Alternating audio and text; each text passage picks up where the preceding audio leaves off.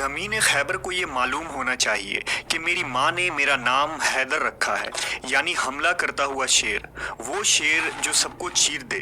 ये सुनकर मरहब घबरा गया और सोचने लगा कि मेरी माँ जो किले की सबसे बड़ी नजूमी थी, उसने कहा था कि जो तुझे मारेगा उसका नाम हैदर होगा।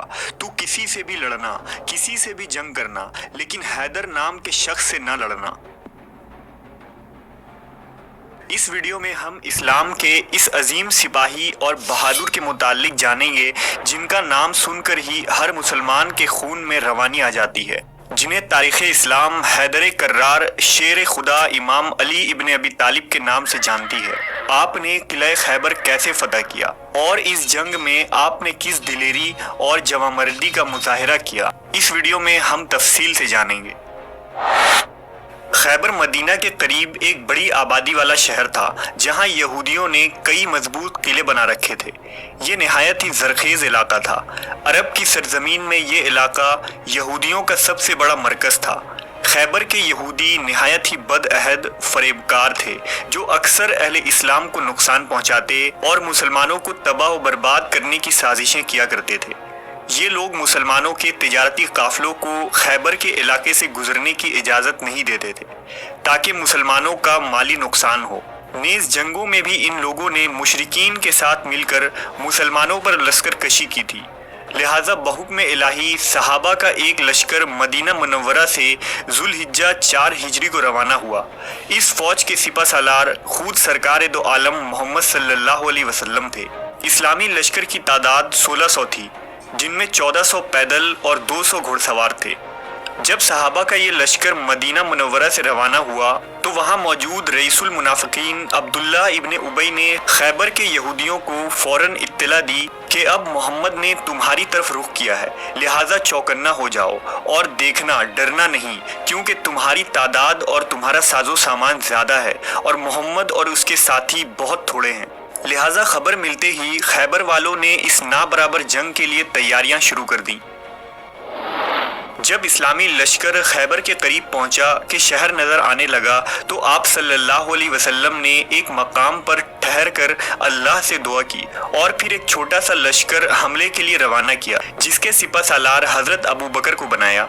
यहूदियों का सबसे बड़ा किला कमूस था, जहां यहूदियों ने अपने तमाम साजो सामान और खुदोनोश और सिपाहियों को जमा कर लिया था और इस किले के मजबूत दरवाज़ों को बंद कर दिया था। मुसलमानों का ये लश्कर किले के करीब पहुंचा तो किले के ऊंचे फसीलों से तीर अंदाजों ने तीरों की बारिश शुरू कर दी। लिहाजा ये लश्कर नाकाम वापस लौट आया। फिर नबी सल्लल्लाहु अलैहि वसल्लम ने हज़रत उमर इब्न खत्ताब को किले की तरफ अमीर बनाकर भेजा। जब आप लश्कर लेकर कमूस के करीब गए तो तीरों की बारिश शुरू हो गई और यहूदियों के मजबूत और देवहैकल सिपाहियों ने हमला कर दिया। लिहाजा मुसलमानों को पीछे हटना पड़ी और ये लश्कर भी नाकाम वापस आ गया। इस तरह नबी सल्लल्लाहु अलैहि वसल्लम ने हज़रत साद बिन उबादा और दीगर असहाब को लश्कर का सिपा सालार बनाकर भेजा, लेकिन वो सब मैदान से वापस लौट आए और कामयाब ना हो सके। ये आप सल्लल्लाहु अलैहि वसल्लम और आपके असहाब के लिए एक सख्त आजमाइश का दिन था। हर तरफ मायूसी और अहले खैबर का खौफ और दहशत छाई हुई थी। लिहाजा नबी सल्लल्लाहु अलैहि वसल्लम खेमे से बाहर आए और अपने असहाब को जमा किया। फरमाया, कल मैं उस शख्स को झंडा दूंगा जो अल्लाह और उसके रसूल से मोहब्बत करता है और अल्लाह और उसका रसूल उससे मोहब्बत करते हैं। वो शिकस्त खाने वाला नहीं और ना ही मैदान से भागने वाला है। अल्लाह उसके हाथों से फतह अता करेगा। तमाम सहाबा की यही ख्वाहिश थी कि अगले दिन वो झंडा उन्हें मिल जाए। इस असना में सारी रात सहाबा कराम बेचैन रहे और किसी को नींद न आई। सब यही सोच रहे थे कि कल सुबह आखिर वो झंडा किस शख्स को मिलेगा।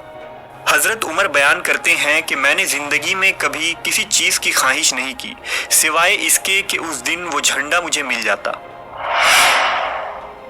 अगली सुबह तमाम असहाब इस्तराब के आलम में हुजूर के पास आकर जमा हो गए। आपने फरमाया, अली कहाँ हैं? लोगों ने अर्ज़ की, उनकी आंखों में तकलीफ़ है। आपने उन्हें बुलवाया।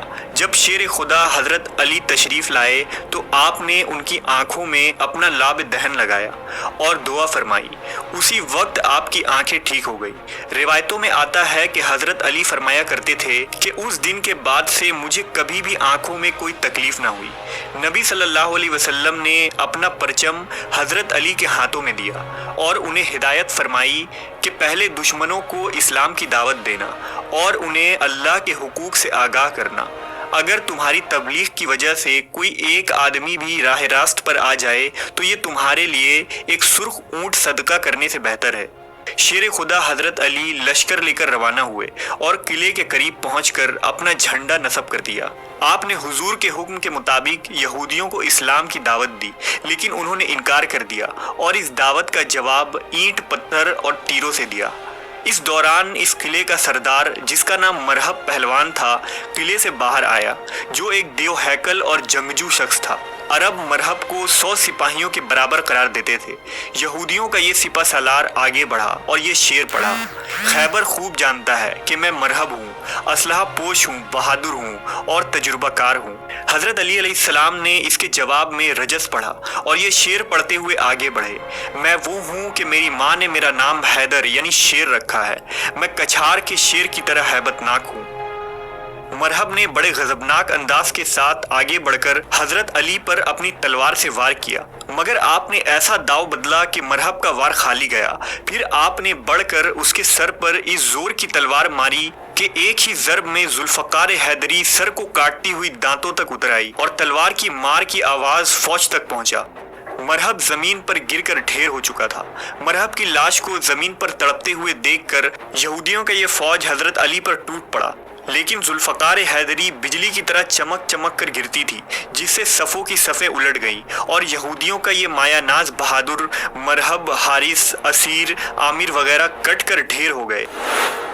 ابو رافع کی روایت کے مطابق ایک یہودی نے قلعے کے دروازے کے پاس حضرت علی پر وار کیا اور آپ کی ڈھال گر گئی، لہٰذا آپ نے قلعے کے ایک دروازے کو ہی اکھاڑ کر اس کو اپنی ڈھال بنا لیا اور اس دروازے کو ہاتھ میں لے کر آخر تک لڑتے رہے، یہاں تک کہ قلعہ آپ کے ہاتھوں سے فتح ہو گیا۔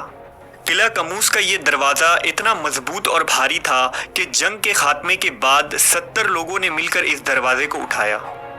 یہ وہ عظیم فتح تھی جس نے پورے جزیرہ عرب میں یہودیوں کی جنگی طاقت کا جنازہ نکال دیا۔ اللہ نے شیر خدا حیدر کرار حضرت علی علیہ السلام کے ہاتھ سے خیبر کی فتح عطا فرمائی اور قیامت تک کے لیے اللہ نے آپ کو فاتح خیبر کے معزز لقب سے سرفراز فرما دیا۔